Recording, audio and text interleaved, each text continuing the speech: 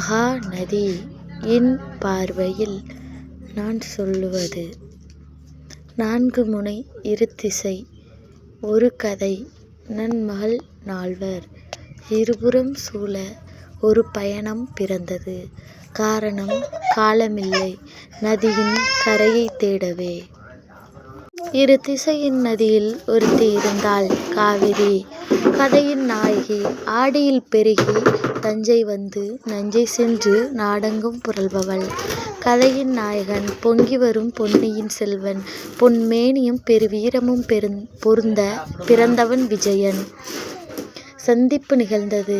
அலர்கண்கள் மோதியது.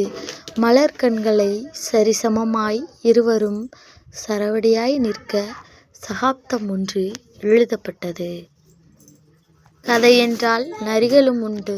பேராசையில் ஒருவர், வஞ்சத்தில் மற்றவர், சுயநலத்தில் இன்னும் சிலர். எத்தனை கூச்சல், எத்தனை குழப்பம். சற்றமே சதி செய்ய கொஞ்சம் திணறியே போனார்கள் அவர்களும் நாமும். இதற்கு நடுவே கதையின் திருப்பு முனை காதல். கங்கையிடம் காதல் கொண்டவன் கள்ளமில்லாதவன். யமுனையின் காதல் கொண்டவன் களங்கமில்லாதவன். காவிரியை காதல் கொண்டவன் காதல் தலைவன். 3 கோணமாய் முரண்பட்ட காதல் தொடர்ந்தது இவ்வாறு.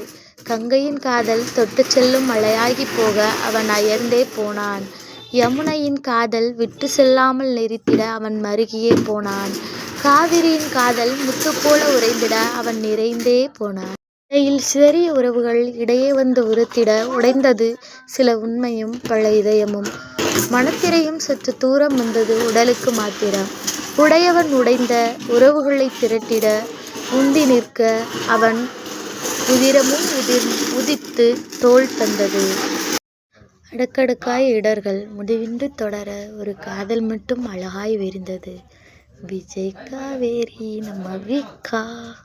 இந்த காதல் பிரவாகமனில் அதில் இவர்களே மகாநதி.